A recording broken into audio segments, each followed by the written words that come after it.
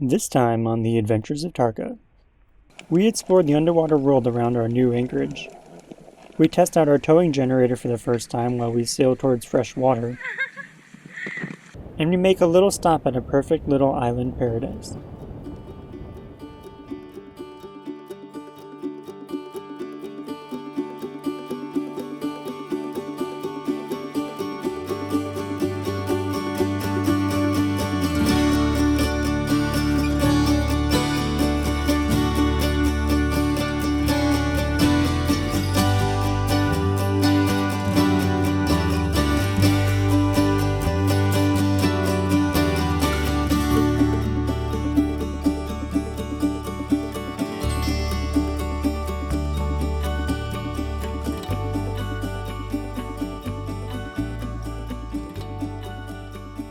Our arrival in the Hollandaise Caves has been a dreamlike experience. This is one of those places that, if you didn't see it for yourself, you'd suspect a lot of Photoshop was involved in making it look the way it does. But that's just not the case. That's just the way it is. One thing we found interesting about this place is that the current is very strong, as the Caribbean Sea crashes over the outer reef and is funneled into the place where we're anchored. That has a few impacts on our day-to-day life. First, the forces of the current on the boat are much more powerful than that of the wind. Meanwhile, the wind blows from a slightly different direction, and the result is that little air flows through the boat, making life quite unpleasant below. Luckily, we found the wind scoop that was on the boat when I bought it, and rigged it such that it would funnel the wind into our forward hatch. This is actually the first time we've used this thing, as the trade winds have just always been more than sufficient. The other issue with the current is that, if we're not careful, we can easily get swept away from the boat, unable to swim back. It's not really dangerous because there are shallows downstream of us, but it sure would be embarrassing. To avoid that embarrassment, we instead use the dinghy for our snorkel explorations, sometimes in a very unique fashion. The first place we wanted to check out was the outer reef, where we hoped we could see some big fish and maybe some sharks.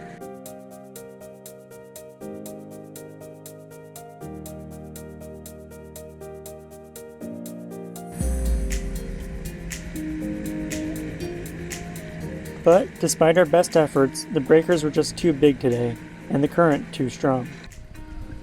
We also don't have a dedicated dinghy anchor, and instead use our secondary anchor from the boat. Think it's big enough?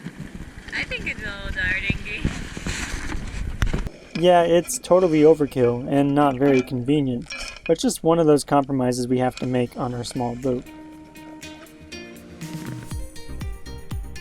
Downstream of the breakers, it was mostly sand and grass. But there were still a few things for us to see.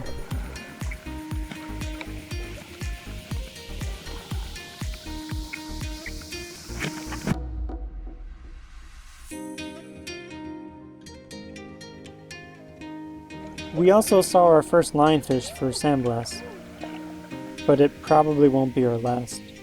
And that's interesting because San Blas is just about the furthest point in the Caribbean from where they were thought to have been introduced in Florida waters. So it's actually kind of sad to think how successful they must be to have made it all the way down here in just a few decades. I think once we get our hands on a spear gun, we know what we're having for dinner. This spot also has a beautiful beach where we took our dinghy.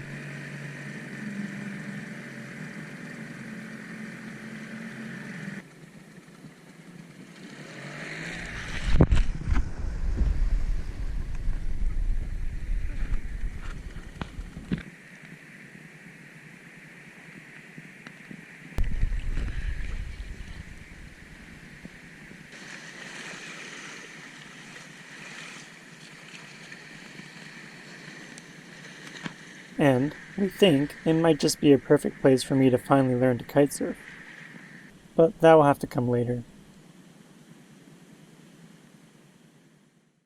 Later, we took the dinghy to a more promising spot on the reef behind the anchorage. Here, things were much more interesting.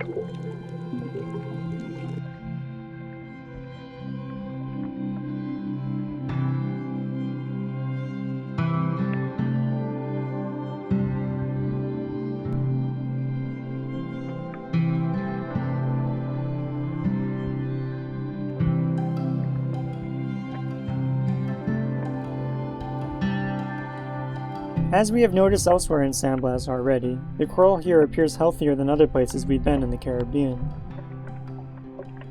In particular, there seem to be many nice examples of brain coral, which is one of my favorites.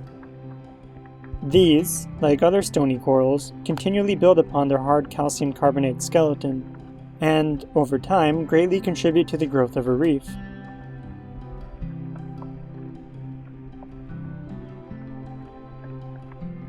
Staghorn coral, like these, play a very similar role in reef building. We can also thank these corals for the San Blas Islands.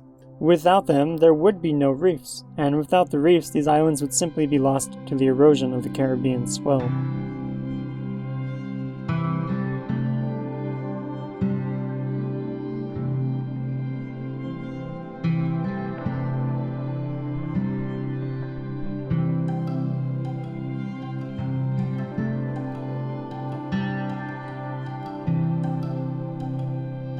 But maybe one of the best snorkel spots was only a short swim from the boat. We took the dinghy anyway because, all of that current. And boy was there a lot of it.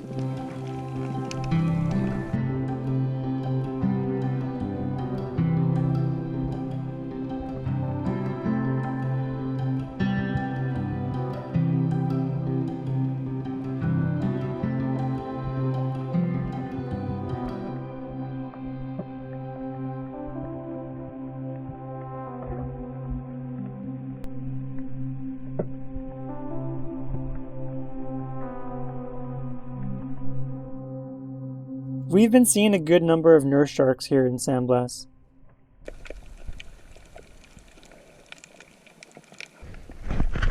They are relatively harmless, though it might be surprising to know that they are the fourth most likely shark to bite people. But that's probably just because us people are more likely to go poking our faces up in their business, compared to most other sharks. Anyway, we think they're pretty cool, and we were happy that we got to share this place with them.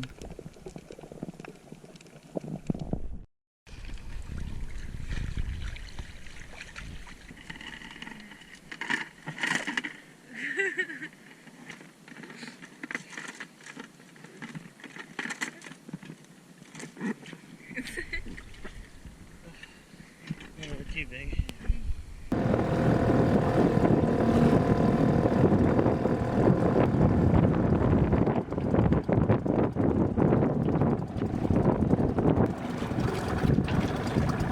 Back on Tarka, we decided to give our stovetop oven a try and bake some bread. However, we don't have a lot of alcohol for our stove, and there's no way for us to get it here in San Blas. Instead, we set out in the dinghy to go find a nice beach where we could bake our bread over an open fire.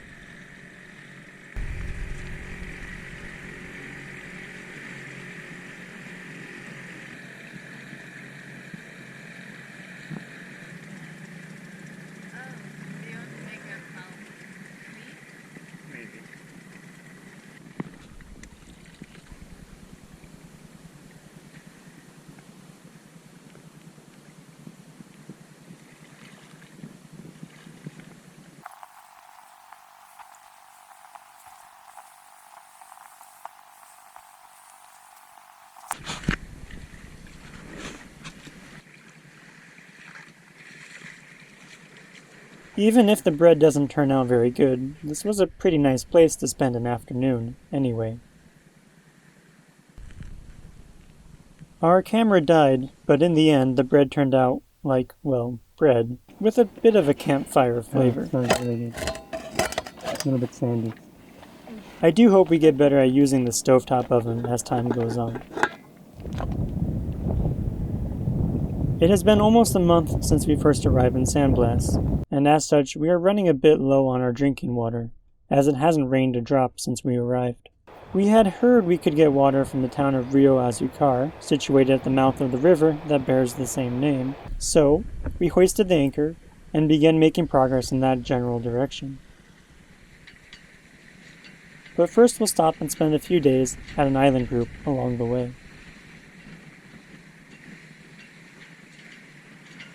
We decided to use this short trip to test our towing generator. We first acquired it all the way back in Bonaire, but with sunny passages we haven't really needed it, and thus have never bothered to deal with the fuss of deploying it on passage. But this was a good opportunity to see what it could do. Deploying the impeller is the first thing to be done, and it's very important to lay out the line that it can freely fall off the stern without snagging or tangling.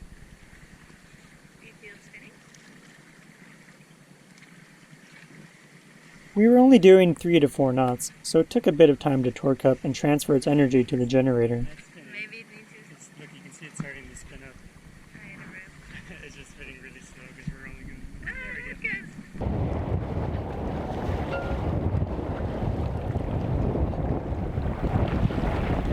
go. Once it was spinning, I ducked below to check to see how much power it was giving us. At this speed, it was only about 1.5, maybe 2 amps, but these things tend to grow as a square of our speed, so at 5 knots I think we can expect 3 to 4 amps and more as our speed increases. And anyway, we have it to supplement our power resources, not replace them. The best thing though was that the drag was minimal, at least at these speeds. Of course it isn't the perfect test though, as we were also towing the dinghy on this trip, which is considerably more drag. The tricky part about the towing generator is getting it back in. I gave it a shot while we were underway, but it's just not possible. It's not going to happen. Your experience? The more you bring in, the more it winds up. Oh yeah, I know. But maybe it's a good idea to work less anyway. And Nushta is right. I probably should be wearing gloves. So to retrieve it, I let the sail luff.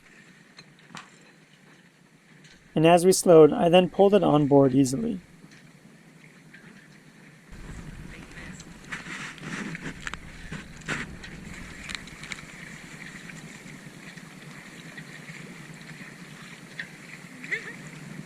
Getting the twist out of the line is easy too, just by taking the impeller off and letting the free line drag behind the boat.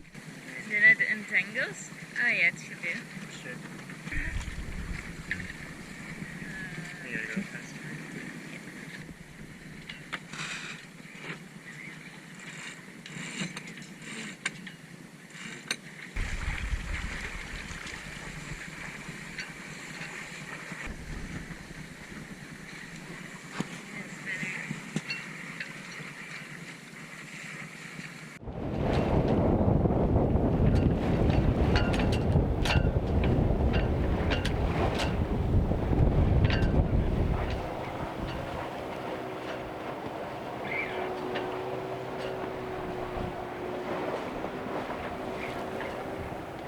After a short sail, we found our way through a fringing reef to a palm-covered island. See any crocodiles? This first spot seemed pretty nice, but we were a bit worried about the bugs that might be there at night. I think it's going to be buggy. Instead, we anchored somewhere with a bit more of a breeze.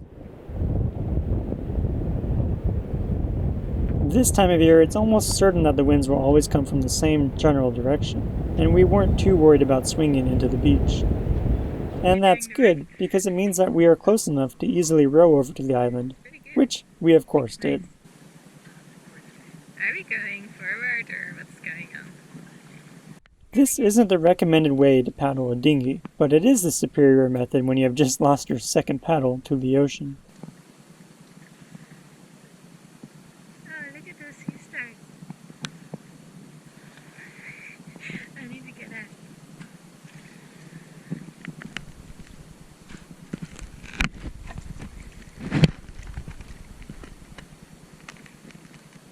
The island itself is typical of San Blas, palm-covered with nice white sand beaches, teeming with life.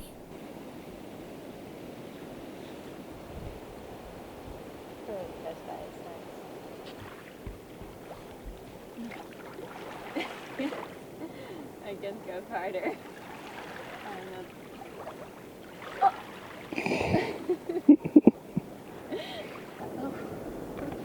What? I don't know how to go down.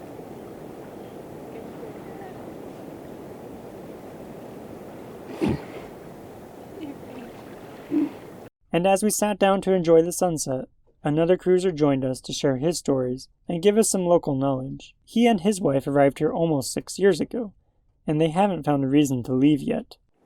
It's hard to blame them, really. This place is perfect in almost every way for living on a boat. But we want to go places with our little boat. So we won't be settling down here, as tempting as that might be. You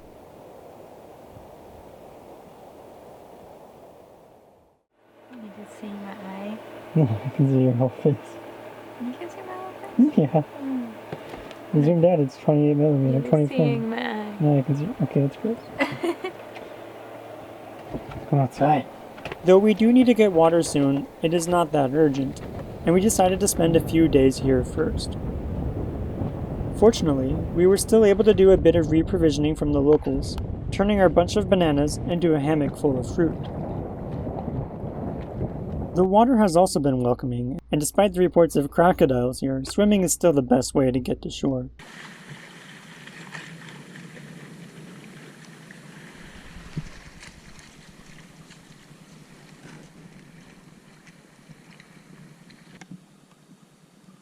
While Nusha checked out the starfish, I gave our spinnaker a practice hoist and unsocking. Having a sock means that we can deploy it and douse it relatively easily, but we don't actually have any experience sailing with it. That's because last time we tried using it, it went overboard on our way to Colombia. But we think San Blas will be the perfect place to finally get familiar with it. Eventually we will need to move on from San Blas, as the Pacific is still calling. But we're not in a hurry, and we still have lots of this magical place to explore. And we're about to make some lifelong friends. But that will have to wait until next time.